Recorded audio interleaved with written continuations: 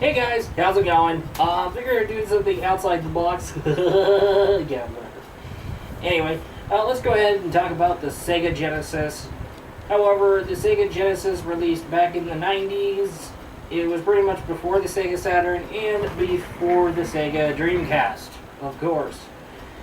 And and the Sega Genesis was built to actually compete with the Super Nintendo.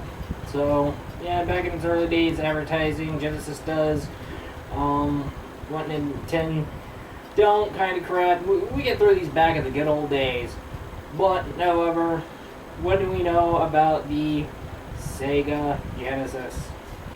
Alright, now here's some fast facts about the Sega Genesis. Alright, it is known as the Mega Drive in Japan and Europe.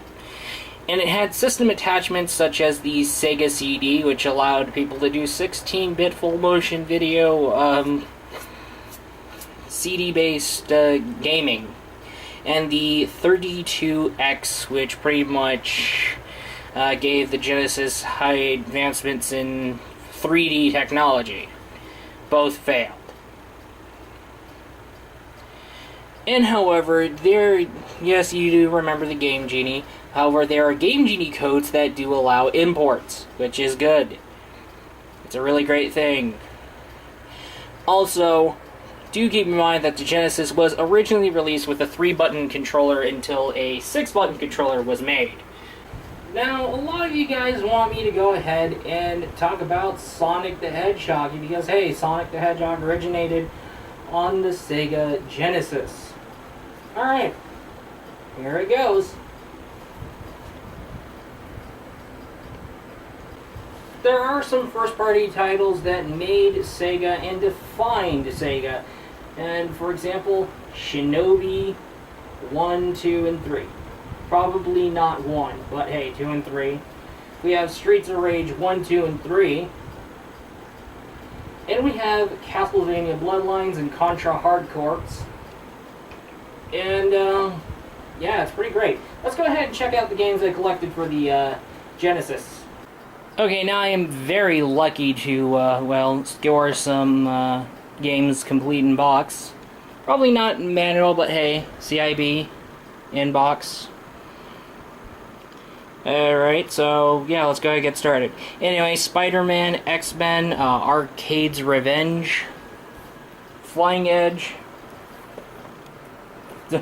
Pretty grateful it's not a LJN game, but hey, this game is still challenging like fucking hell. We have Battletech.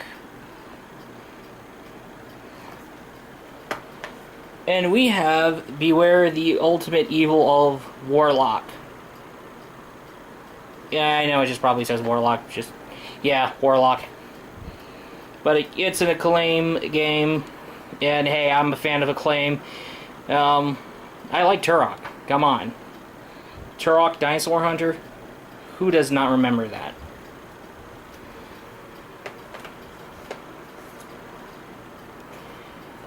Afterburner 2. Oh yes, that's a first-party Sega title. Yeah, it was first on the arcades. And Atomic Robo Kid. It's kind of really tough, to be honest with you. It's kind of, the gameplay works, but it's pretty much hard to master through the levels without getting killed. You're going to need a lot of practice through them. It's basically like a little 2D platformer-ish, shoot-em-up-ish. It's actually point A to point B. Okay, so I have the legendary Castlevania Bloodlines. I played the shit out of Castlevania Bloodlines when I was a kid. Alright, Dinosaurs for Hire. Yeah, Dinosaurs for Hire.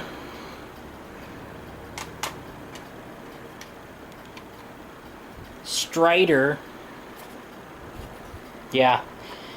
The Sega, I got the old Sega Genesis cartridge that doesn't have the title, it just shows the art and that's it. Thunder Force 2. Interesting shoot 'em up.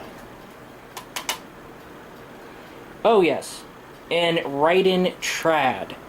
Now, here is the original Sega Genesis controller, of course, the first release controller, I will call it. And the reason why I call it the first release controller is because it doesn't have the XYZ, only the A, B, C, and start. There it's back. And yeah, the Genesis cords are very short. Now that I have completely covered the Sega System trilogy, now I can definitely focus on more videos about the games for the Genesis, Saturn, and Dreamcast. Yay, more retro classics! Anyway, that's all. See you in the next vid. Será mejor que no la cagas o te vas a enfrentar mi ira una vez más.